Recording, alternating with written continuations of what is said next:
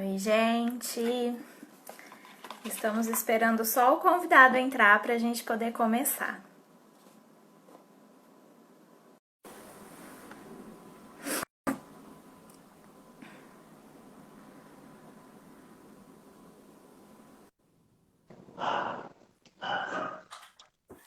E aí, Thaís, tudo bem? Oi, tudo bem? E você, Anderson? Tudo jóia, tudo tranquilo.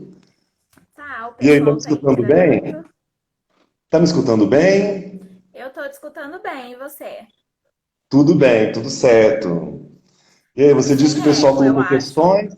Sem eco, não, tá super jóia. Então tá. Sim, o pessoal comentou bastante sobre o tema que a gente escolheu, colocaram algumas questões. Acho que a gente pode ir fazendo uma introdução conforme as pessoas forem entrando, para ir Legal. respondendo isso ao longo do bate-papo. Legal, tranquilo, tranquilo. Mas eu gostei da questão que você comentou comigo. Achei bem interessante, né? Pena a gente não ter respostas tão categóricas para dar, né? Pena não, talvez seja bom, né? Talvez seja bom, né? Se a gente for pensar que são os questionamentos que movimentam a gente, acho que é ótimo não Pois ter é. resposta para algumas coisas, Pois né? é, pois é, mas tem um cara, eu esqueci o nome, mas eu não me lembro quem, que ele falou assim: o problema de toda pergunta, de toda boa pergunta, é que sempre tem um chato para dar uma resposta. E não é mentira, né? Blanchot. Pois é, bom, acho que a gente pode ir se apresentando, né? E o pessoal pode, de alguma maneira, ir interagindo com a gente, para a gente fazer disso mais bate-papo do que um discurso, né? Com certeza.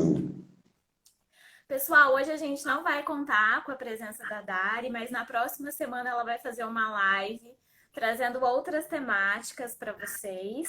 Eu sou a Thaís, sou a psicóloga do Dona Terapia e hoje nós trouxemos um convidado para falar dessa temática que é o inferno são os outros.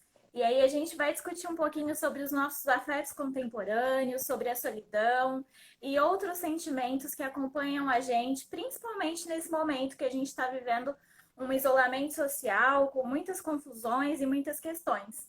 Anderson, eu quero agradecer a sua presença aqui na página e gostaria de pedir para você se apresentar.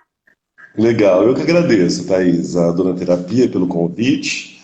Foi muito bacana, fiquei bastante lisonjeado. Psicólogo de formação, tenho uma formação em língua francesa também. Sou amante de literatura e filosofia. Talvez seja meu destino. E é muito bom poder estar discutindo isso com você, com vocês e com o público todo que vai chegar, que está chegando por aí. Acho que o pessoal tá chegando ainda, né? Hoje é véspera de feriado, mas acho que apesar disso temos uma pandemia, então não podemos fazer muitas coisas, né? Pois é, não muda muito, né? Não muda. Anderson, fala um pouco pra gente sobre o tema que a gente escolheu juntos, né? Que a gente conversou. O que é isso, né? Uhum. O que será que as pessoas escutam quando a gente questiona se o inferno são os outros?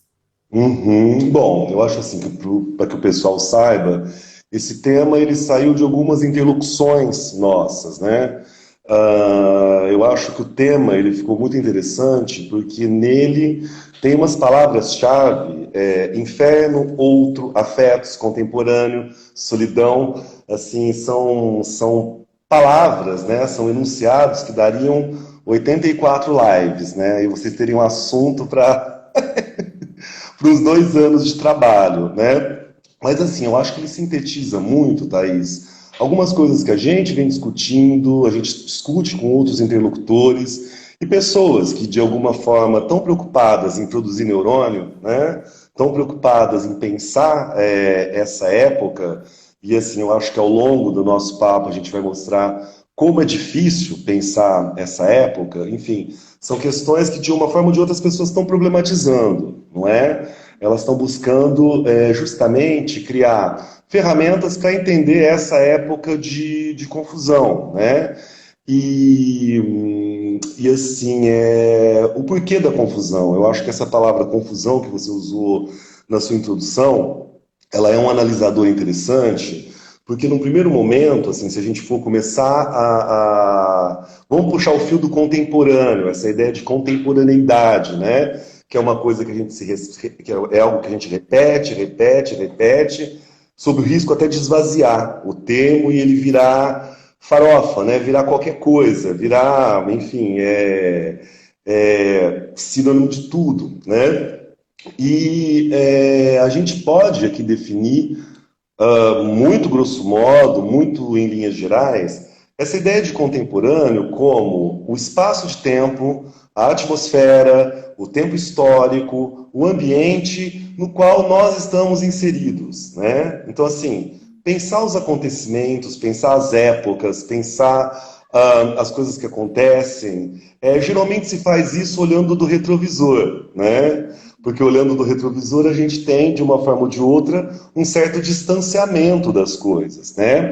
A gente se distancia, a gente pode, teoricamente, né, olhar com um olhar mais racional, mais generoso, mais analítico. E, na verdade, esse momento, que é o que a gente... o momento em que a gente vive, é aquele clichê que é legal, como todos os clichês, né, que diz que é como a gente tentar consertar o carro andando, né? As coisas precisam ser, de uma forma ou de outra, discutidas, consertadas, elas precisam ter encaminhamentos, mas nós somos pessoas dessa época, né? Nós somos pessoas desse momento. Então, assim, contemporâneo, ele não se refere só a um tempo, né? Então, assim, o tempo contemporâneo, a era contemporâneo, o momento... Não, ele se refere também e, sobretudo, a nós, que estamos inseridos nesse tempo, a gente que está participando desse tempo de uma forma ativa ou reativa. Eu acho que isso é uma caixinha muito interessante para a gente poder pensar também, né? Tudo bem, será que a gente tem um certo protagonismo nessa época?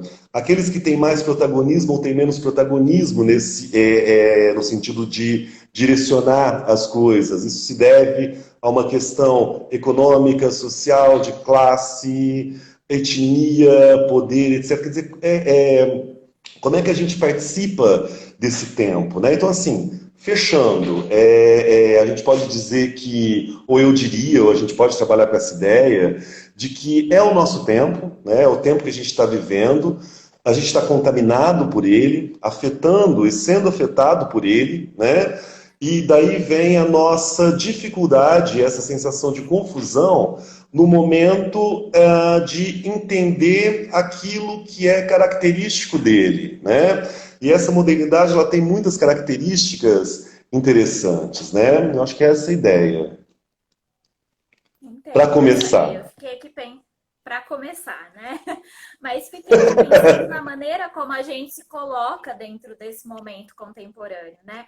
Porque eu fico Sim, pensando como isso traz diversas reflexões que são sociais, mas que são também existenciais, né? Eu lembro de algumas pessoas às vezes comentando, tô tendo uma crise existencial, né? E aí vem todos esses questionamentos de o que eu estou fazendo com o meu tempo, como estou utilizando o meu tempo e o que faço com o que está acontecendo agora, né?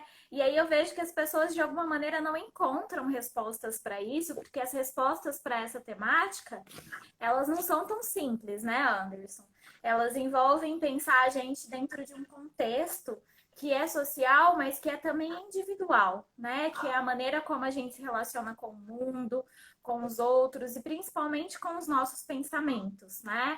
Mas eu fiquei pensando também, e quando as pessoas não conseguem responder a essas perguntas, né? Onde elas chegam com isso? eu acho que esse é o sentimento do tempo, né? Não que isso ajude, não que isso conforte, né?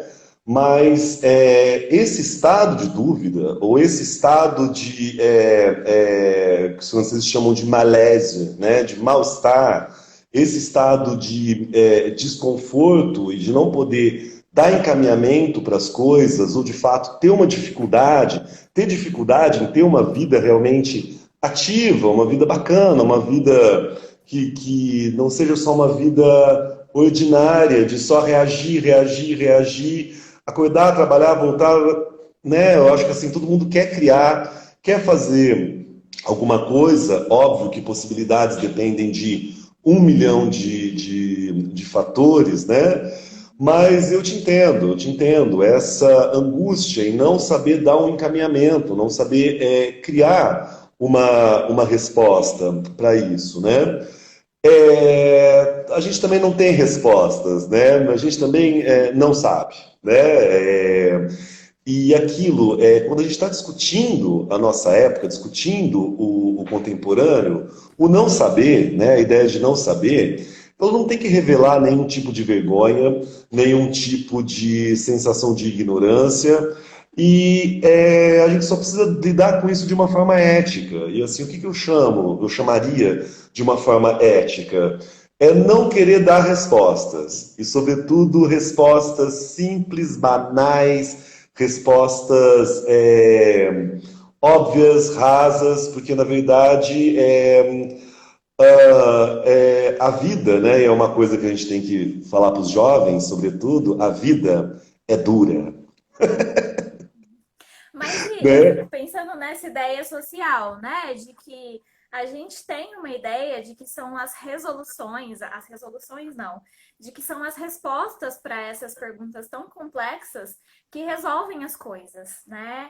E eu concordo, né, que nem sempre essas respostas vão resolver coisas, mas fico pensando nos estados emocionais que essas reflexões nos colocam, né?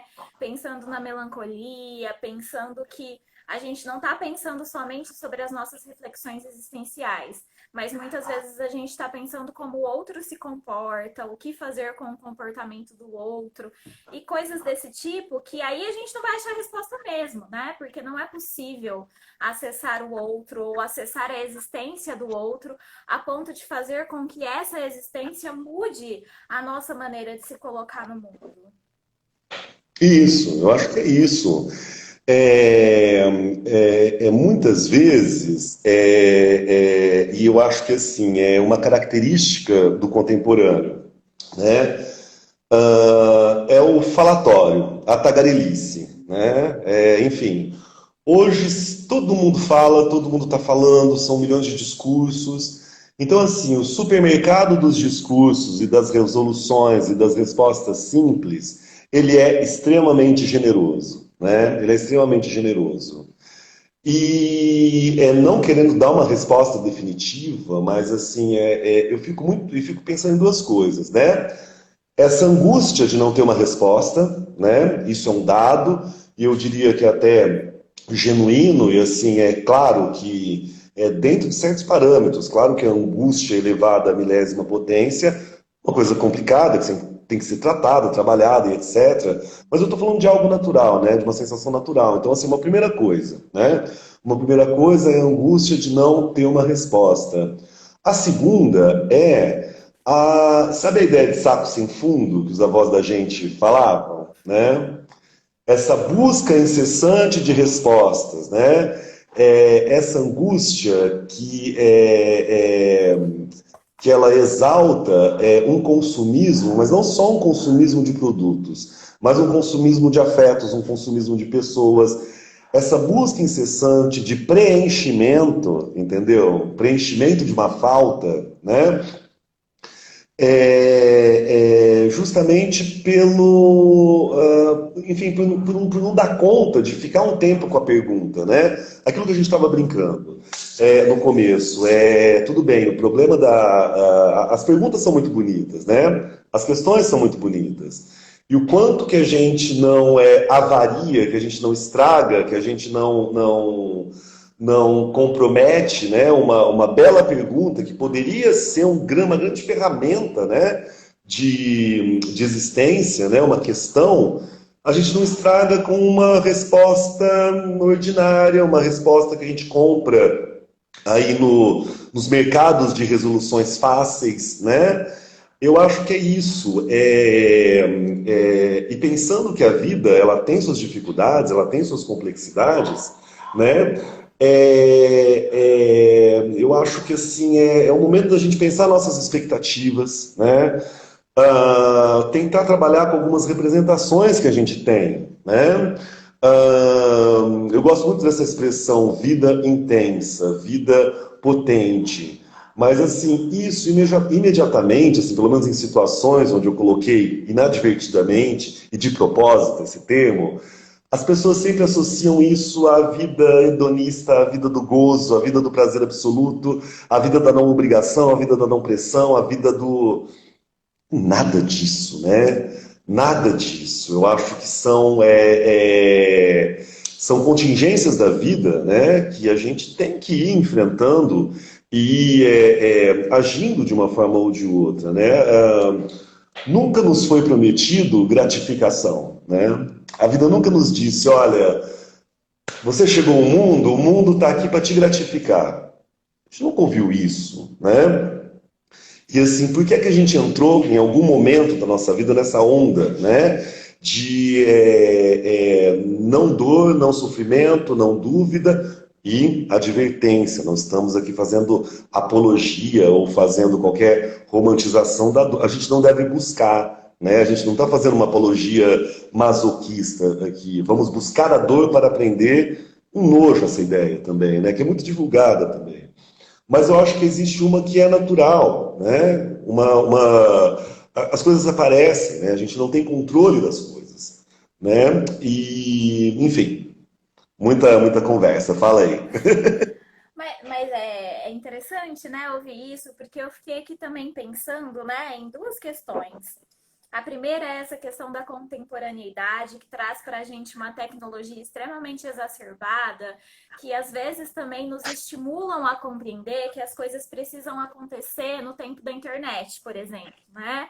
No tempo de Uhum. agora, que tem que ser daqui a pouco, que eu não posso esperar a internet de escada, por exemplo, fazer a ligação completa para poder estar online com o outro, né? Eu tenho que viver esse momento agora. E o quanto a gente não leva essa tecnologia também para o nosso dia a dia, né? E acaba se movimentando de uma maneira que se as coisas não precisam acontecer, que se as coisas não acontecem agora, elas não precisam acontecer mais. E aí a gente fica preenchendo esses sacos vazios com substituições que nos levam a uma outra questão que você colocou, né? Que é a questão de, ao invés de entendermos que a vida é dura, a gente acaba entendendo que a gente precisa se colocar em risco, ou para ter gratidão, né? Ou para ter algo da vida que nos dê prazer, que nos dê graça. E aí a gente esquece de viver o processo e o momento que acontece agora, né? Na esperança do que está por vir.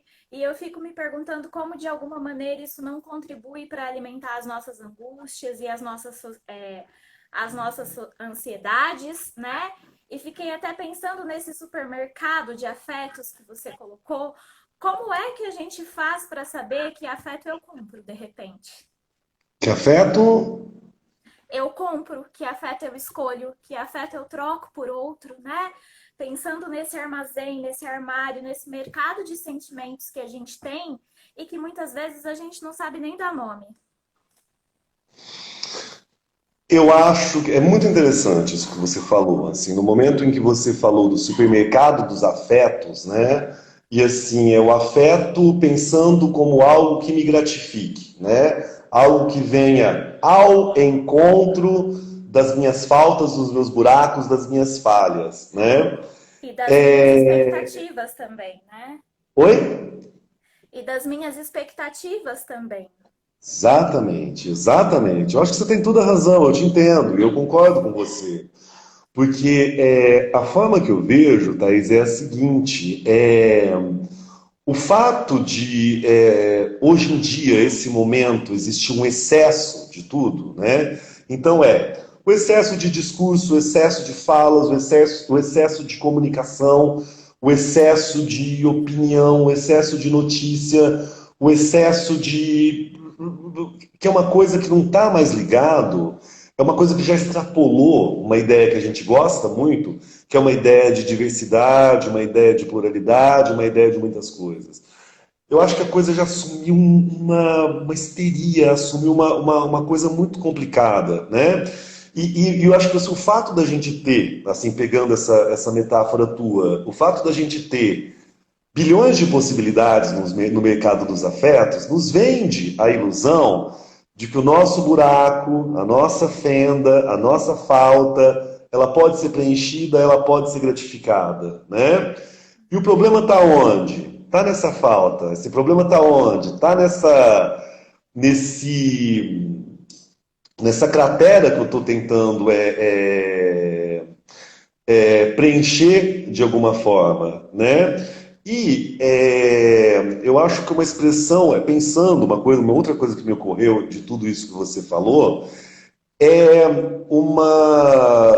enfim, né? Quais são as nossas possibilidades, né? O que que a gente pode... Você quer comentar alguma coisa disso ou pode ir adiante? Pode ir. Pode tocar o barco? Eu fico pensando, porque assim, o que que é o contemporâneo, né? Como é um carro que a gente tem que consertar andando, como é um momento no qual a gente está, enfim, um momento que a gente vive e, portanto, a gente não tem lá muito protagonismo, a gente está contaminado, né? A gente está numa areia movediça, né? Qual que é a nossa possibilidade, né? E assim, é engraçado que a gente só pode falar do escuro, né? O claro, a coisa que é visível, a gente não pode falar, a gente não tem olhos para isso, a gente não tem acuidade a palavra, visual, né? A gente não tem Uhum. capacidade, potência visual para entender essas coisas que escancaram na nossa frente, né? A gente olha para os escuros, a gente olha para os breus que existem nesse caminho, né? Uma coisa interessante, né, e assim, advém um pouco disso que você estava falando, é a nossa necessidade de triar, a nossa necessidade de minimamente selecionar, né? Então, assim, se a todo momento a gente é invadido por uma... E a gente invade também, né? Eu acho que é fácil dizer que o inferno sempre são os outros, né? Mas será que a gente não é inferno de ninguém, né? Mais uma caixinha aí aberta. Mas enfim, Mas eu fico voltando. pensando no quanto a gente é o nosso próprio inferno, né, Anderson? Outra caixinha, outra questão, né? O nosso próprio inferno, tem isso também, né? Mas enfim, fechando a ideia desse fio que eu puxei, na nossa capacidade de triar minimamente, né? E triar os verdadeiros problemas dos falsos problemas, né? Tem um problema, tem uma questão, essa questão me angustia, essa questão me toca, essa questão ela me toca de forma a me imobilizar. Tocados a gente é a todo momento, né? Pelo outro, por nós mesmos, pela natureza, pelos animais, pela vida, pelas lembranças, pelos pensamentos, né? E é disso que nascem os afetos, né? O afeto ele é um resultado de um encontro, né? Mas antes da gente administrar ou pensar em tudo isso, é saber, esse problema, ele é real ou é um falso problema, né? O que me faz pensar que isso é um problema real? Por que eu tenho que estar preocupado, preocupada com isso, né? Essa coisa ela não se resolve por si mesma, né?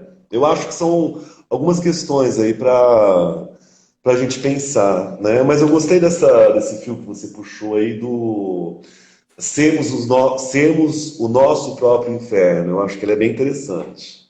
Quer dar uma Prin- desenvolvida? Principalmente, fiquei pensando nisso que você falou dos falsos problemas, né? E voltando até para a metáfora do supermercado dos afetos, o mercado é um lugar que tem muitos estímulos, né? E nem todos são alimentícios, nem todos nos alimentam, né? Então, às vezes, a gente vai no nosso mercado comprar um afeto e a gente compra um problema que não precisa existir, na verdade. E eu acho Uhum. importante você estar falando dessa questão dos excessos, né? Há um excesso de pressa, há um excesso para que a espera acabe, há um excesso para que o sofrimento termine, sem nem ter escutado o que ele diz pra gente. E mais uma vez, acho importante pontuar que isso não é uma apologia, né? A dor, muito pelo contrário, a identificação da dor é o que pode fazer com que a gente se livre dela, né? Mas retomando um pouco, quantas vezes a gente não compra esses problemas e também torna esses problemas um excesso? E aí, na medida que a gente tem tantos excessos, tem uma outra questão que foi a questão da solidão, que a gente conversou bastante, né? Apesar de tantos excessos, de tantos mercados, de tantas pessoas, de tantas possibilidades e de tantos estímulos, de repente a gente chegou num momento em que as pessoas estão enxergando esse saco vazio como solidão, né? E aí eu fico pensando que solidão é essa que nos coloca solitários, numa solidão insuportável, se a gente está sempre com tantos excessos. Como isso é possível? Exatamente, tipo, assim, acredito, né? Tudo aqui nosso está sendo um chute, está sendo uma necessidade, enfim, um esforço de pensamento, de pensar alguns instrumentos, né? Para, enfim, encarar, né? O real. Mas, assim, retomando um pouquinho o que nós estávamos falando antes. É a ideia do saco sem fundo, né? Que ele é impreenchível, né? Se é que existe um neologismo. Impreenchível, né? Ele é. O problema não está nas coisas, né? Quer dizer, não necessariamente o inferno são os outros, ou é o objeto, ou é aquilo que não me gratifica, né? O problema está nisso que eu construía em mim mesmo e construíram em mim, enfim, as coisas não são tão simples assim.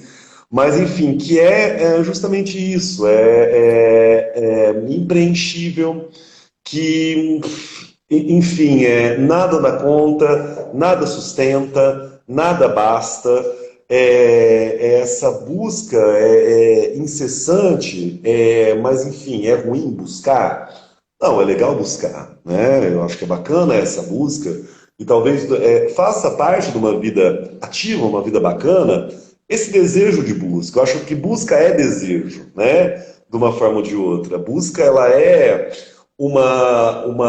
algo que de uma forma ou de outra é, faz o corpo expandir, faz a vida expandir, os afetos expandirem, né?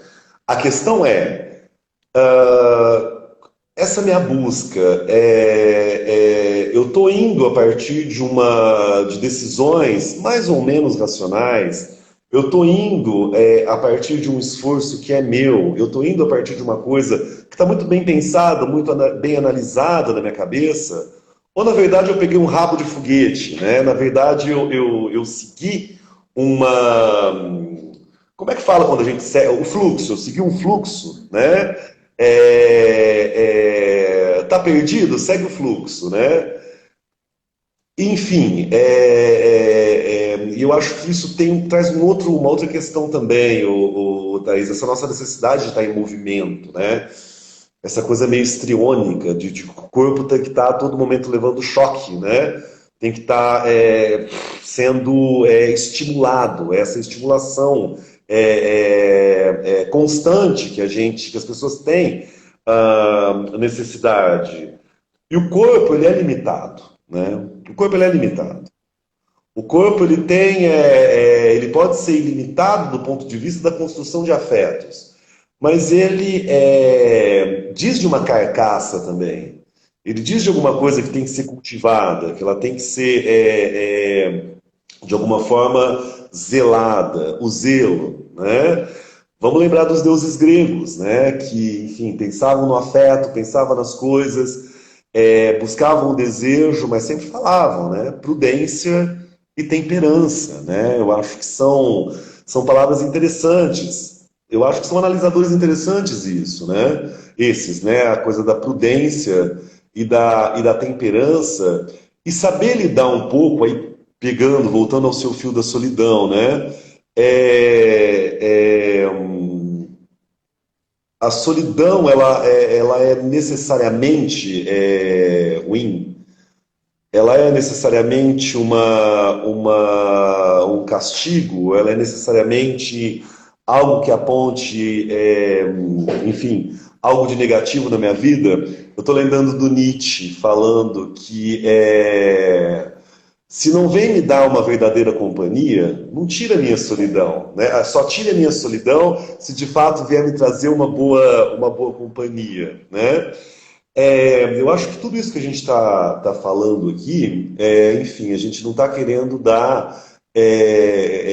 Claro que a solidão tem seu lado triste, claro que quando ela é compulsória, ela é muito amarga, muito pesada, né? Claro que tem gente que precisa ser cuidado, né? Eu acho que tem tudo isso, né? Mas na verdade, assim, a gente só está querendo mexer um pouco nos conceitos, né? Eu acho que é o que nos resta, né?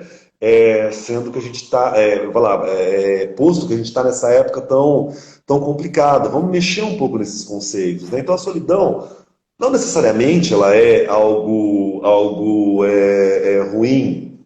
O Nietzsche tem uma outra frase que é muito legal, que ele diz que a escola, que é uma coisa que me concerne, né? A educação é um fracasso. Por quê? Porque ela não ensina a lidar com a solidão, né? Então, eu acho que são mais alguns pontos interessantes para a gente pensar, mas assim, jamais, mais uma vez, não fazendo apologia, não fazendo nenhum tipo de romantização. É claro que a solidão ela tem um lado extremamente triste, um lado amargo, que nem Giló, né, como diria o forró, mas é que não necessariamente é uma experiência de um extremo ou de outro, né? Sim, acho que aí é importante dizer, alguma seguidora aqui falou sobre uma questão de dosagem, né? Quanto é importante que de repente a gente construa esse mercado de afetos que foi comentado, porque é aí que a gente consegue dosar que afetos cabem, que afetos não cabem e que afetos que de repente fazem mal e que a gente precisa descartar ou colocar em um outro lugar, né? Acho que esse contemporâneo para algum público, talvez um público mais jovem, né, traga a ideia de uma solidão bonita, de uma solidão poética, né? E aí eles ficam naquele limbo de repente experimentar essa solidão poética e perceber que ela não é tão bonita assim e que seu significado, como muitos outros, também foram banalizados, né? Porque a solidão não significa que eu não tenho que ter uma rede de apoio. A solidão não significa que eu tenho que ser sozinho o tempo todo e não tem ninguém para me salvar se eu passar mal em casa, né? Claro. A solidão significa estar com a minha própria companhia e fazer disso um momento que eu consiga responder às minhas próprias necessidades, demandas, questões e prazer, né?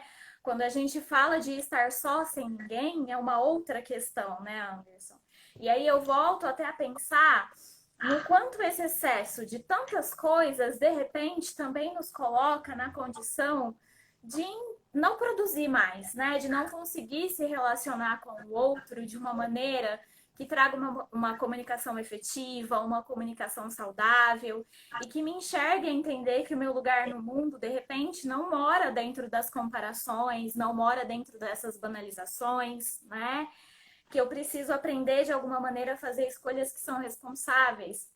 E eu achei muito bacana isso de você pontuar, que ter prazer nas coisas, né, não é necessariamente se colocar em risco, né? Não é de repente pegar e viver a vida de uma maneira que amanhã eu não vou existir porque eu não vou acordar, né? Mas é o prazer de estar satisfeito com a escolha que eu fiz, o prazer de estar satisfeito com o supermercado que eu arrumei, com as compras que eu fiz ou deixei de fazer, mas com as minhas próprias escolhas, né? Eu acho. E é uma coisa muito interessante isso, né? E assim, um dos presentes de ficar velho, de já ir pegando uma certa trajetória, um certo tempo, é a gente poder observar as coisas e comparar, mas não comparar num sentido de bom ou ruim, né? Comparar sabendo que é diferente, né? É diferente. E uma coisa que me inquieta muito, observando, né, as pessoas, em particular os mais jovens, eu espero não parecer o pai o pai xarope aqui falando, né? Mas assim, é longe de qualquer moral, a gente está discutindo só. Mas assim, para ter um prazer, para ter um afeto, para ter uma gratificação, para ter uma alegria, precisar ir cada vez mais fundo, né? Precisar ir, né? Eu lembro enfim, e não aqui fazendo nenhum saudosismo que eu detesto, gosto de hoje, gosto de amanhã, né? Não gosto nem do meu tempo, nem desse, eu gosto do próximo, né? É esse que me interessa. Mas assim, uma possibilidade de alegria, uma possibilidade de brincadeira, de humor. Era fazer as coisas simples, era pular um muro para roubar goiaba, né? Ahn, ah, uma vez eu fui numa universidade fazer uma tradução simultânea de francês. Eu pensei, gente, eu tô ficando velho. Porque assim, tava uma faixa de festa, ia nas festas da faculdade, adorava, acho um barato. Mas assim, festa não sei das quantas, vamos beber muito. Falei, gente, mas assim, o que é beber muito, né? Gostoso beber, gostoso a festa, gostoso dançar, gostoso namorar, gostoso, enfim, conhecer pessoas, gostoso transar, gostoso. Mas amanhã não tem aula, amanhã não tem trabalho, amanhã não tem casa, amanhã não tem família, né? E assim, e o quanto eu preciso guardar desse corpo também, até para repetir a coisa, até para fazer de novo, né? Eu não sei se é disso que você está falando, né? Pelo menos assim, a sua fala me afetou dessa forma, e assim me ocorreu isso, né? Eu acho que essa necessidade das últimas consequências, né? Eu acho que isso pode ser um registro interessante também do contemporâneo, né? Eu acho que mais um dado, né? Que a gente percebe, né? A necessidade de que as experiências, para serem legítimas, para serem interessantes, elas precisem triscar o risco, né? Precisa triscar para ter uma vida plena é preciso se aproximar de uma experiência de não vida, né? E assim, tudo bem, bacana, vamos buscar o gozo, vamos buscar o prazer, mas e amanhã? E a possibilidade de fazer isso de novo? E a possibilidade de fazer isso diferente? E a possibilidade de fazer melhor depois, né? E a vida? E o mundo que eu preciso mudar? O país que eu preciso mudar, né? Ah, não sei, eu acho que assim, esse fio que você jogou, eu achei muito interessante esse fio. 84 lives só sobre ele, né? Assim, porque se a gente trabalha com a ideia de que o afeto, né, que é algo que nós colocamos aí no título até do nosso papo, é a questão dos afetos, né? Como a gente gerencia, entre aspas, os afetos, a gente coordena os afetos, a gente se relaciona com os afetos, né? Por que a necessidade dessa experiência do extremo? Essa palavra que eu estava tentando buscar, eu não estava lembrando dela, né? Por que que para serem legítimas, para serem legítimos, os afetos eles precisam trilhar o extremo da experiência, né? O extremo do risco, né? Faz sentido isso para você? Faz sentido e me leva a pensar no que a gente faz com signos, né? No que fazemos com o significado das coisas, onde a gente de repente distorceu que prazer é chegar ao extremo e esqueceu a ideia de pensar no resultado, né? Qual é o resultado de se atingir o extremo? O que acontece comigo? Onde eu me coloco e como eu alimento, às vezes até uma culpa e uma angústia que aparece depois e que de repente não precisavam existir, mas existem, né? E aí eu não sei o que fazer, e aí isso me remete ao título também, né? Se eu sempre busco preencher esse saco vazio com essas experiências todas, e aí eu não percebo que o resultado no outro dia foi também uma escolha minha, eu preciso arranjar um lugar para colocar esse sentimento de angústia, né? Sim, E isso me sim, remete ao pensar no inferno são os outros, né? Em como a sim. gente coloca sempre o nosso inferno particular nas outras pessoas e o quanto esse mercado de afetos pessoais, às vezes ele se torna, até o que uma seguidora colocou aqui, né? A precificação de afetos que são inexistentes, de afetos que a gente gostaria de experimentar, se ilude que experimenta, mas na verdade não sabe o gosto, não sabe o significado, né? Então, quanto a essa solidão também que a gente comentou, tem que ser uma solidão alimentada, que contribui para a gente escolher os afetos e precificá-los, né? Não no sentido de nunca mais trocar o preço, não no sentido de nunca mais trocar o significado, mas no sentido de arrumar aquilo que é coerente para a gente agora, coerente para a idade que a gente tem, para o momento que a gente vive, para a confusão que a gente está vivendo e, sobretudo, para a nossa existência, de alguma maneira. Eu te entendo, eu te entendo, eu te entendo. Eu acho que é muito interessante, assim, esses fios todos, assim, que você puxou. Eu acho, assim, só pensando nas caixinhas, assim, que de repente a gente puxou nessa última interlocução, né? A necessidade da noção de consequência, né? Sim, E, e saber a ideia da prudência, né? A ideia da prudência e da temperança, né? Que é talvez uma grande saúde, não pensando saúde biológica, mas assim, o que é a nossa grande saúde da vida, né? É, ter os encontros, né? E são os encontros que produzem afetos, mas assim, a partir de um senso de prudência, a partir de um senso de respeito à vida e de respeito aos limites, saber pensar em consequências, pensar em resultados, né? Até que a coisa possa ter o eterno retorno, até que para que a coisa possa acontecer de novo. Eu acho que esse é um fio interessante, Thaís. Eu acho que isso daria, assim, uma caixinha muito legal. Indo para frente, assim, jogando os dados novamente, me vem uma questão muito legal, que é a questão da liberdade. Eu acho que é uma noção muito interessante que a gente quando a gente discute inferno dos outros, afeto contemporâneo, solidão, por mais que seja uma discussão velha, uma palavra velha, um desejo velho, ele precisa, se a gente é condenado, né, à liberdade, ele precisa estar em foco, porque assim, teoricamente e comparativamente a outras épocas, com todas as milhões de aspas possíveis, entendeu? Nunca fomos tão livres, né? Milhões de aspas possíveis, né?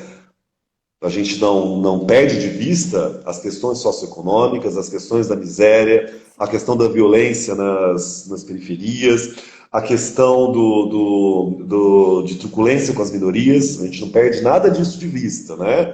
Mas, assim, minimamente, essas coisas são criminalizadas, né? Mas, enfim, nunca fomos tão livres, né? Por que nós sofremos tanto, né? Talvez seja uma questão que a gente tem que deixar em aberto, porque tem uma questão do tempo, não tem? temos, né? Mas sabe o que isso me remeteu a pensar numa frase que você usou agora mesmo para dizer como a vida é dura, né? E A fiquei vida é dura. pensando em como é duro enxergar, né, Anderson, que a gente tem essas limitações, né? Que a gente está condenado a essa liberdade, está condenado a morrer, está condenado inclusive à solidão. E muito possivelmente também estamos condenados a esses afetos, né?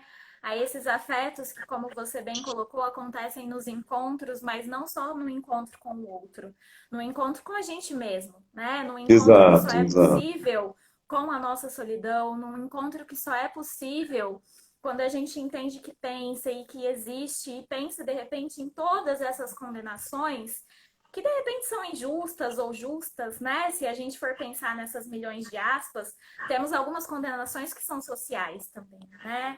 Temos os nossos Exatamente. privilégios, temos privilégios sendo confundidos com direito, inclusive, né?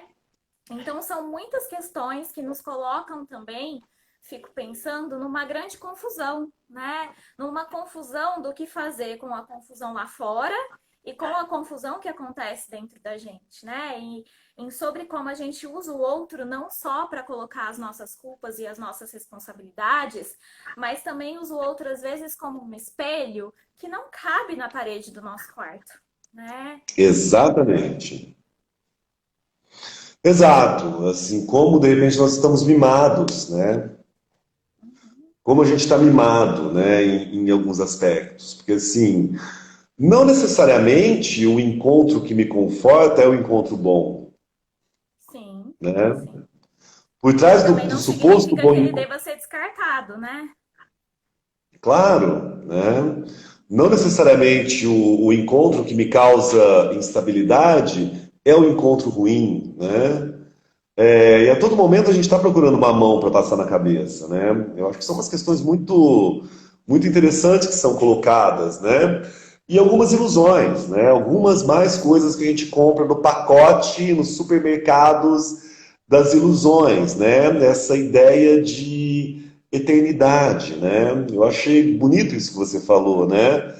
Que é um corpo, é uma carcaça, é um corpo que fenece, é um corpo que apodrece, é um corpo que é orgânico, né? Enfim, as coisas acabam, as coisas precisam acabar. E é interessante que as coisas acabem, né? Mas a gente, enfim, entra nessa. E por quê? Mais uma vez, assim, para fechar talvez a conversa, isso linka muito com a ideia de saco sem fundo, né? Por que precisamos de uma eternidade? Por que a gente precisa não respeitar o corpo, mas maquiar, bombar e turbinar o corpo de uma forma que supostamente garantiria uma beleza, uma longevidade, né? Eu acho que assim são questões e caixinhas que ficam aí abertas, né? E bem interessantes para gente poder pensar. Conceitos dos outros, né? E que nos fogem dos nossos próprios significados, porque a gente pega emprestado, usa a vida inteira e só percebe que não faz sentido quando começa a entrar em sofrimento, né? Por isso que é tão importante que a gente construa, de repente, o nosso próprio armário, o nosso próprio mercado, enfim, armazém, como a gente quiser chamar, mas de significados e não só de afetos, né? Isso me Exato. remete muito ao que eu escuto às vezes falando, né? Que as pessoas se incomodam quando a gente fala que de repente elas estão numa zona de conforto, né? E aí é importante a gente pensar que a zona de conforto ela não é confortável, né? Ela é só o lugar que a gente senta e descansa para não pensar nas responsabilidades que nos colocaram ali, né?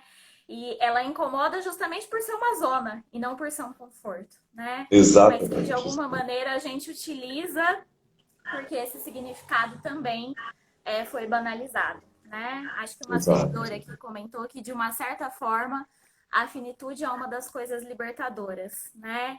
E acho que é importante usar essa frase, inclusive, para fechar a nossa live, para dizer que é muito importante a gente pensar em todas essas Danelém, aberturas tão obrigado. bonitas, nessas aberturas tão bonitas que o ser humano tem para o mundo e que às vezes a gente fecha a porta e não percebe que ali, apesar de ser um lugar que nos dá medo, na verdade o que é perigoso são as escolhas que a gente faz e que acabam, às vezes, com o nosso próprio corpo, com os nossos próprios desejos, né, Anderson? Exatamente. Bem por aí. Acho que bem por aí.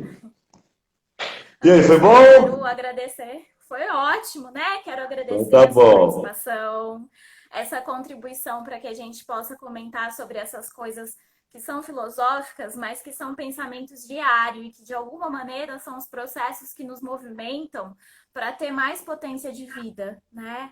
E a Sem gente dúvida. precisa, uma vez você me disse que a gente precisa se apaixonar pelos processos antes de ganhar os resultados. E eu acho que é importante colocar Exatamente. isso aqui, né? Muito Obrigada pela bom. sua participação Eu que mais uma agradeço, vez. Thaís. Brigadão, viu? Foi muito bom. Até mais, Anderson. Tchau, pessoal. Até.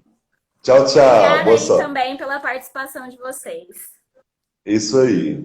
Tchau, tchau.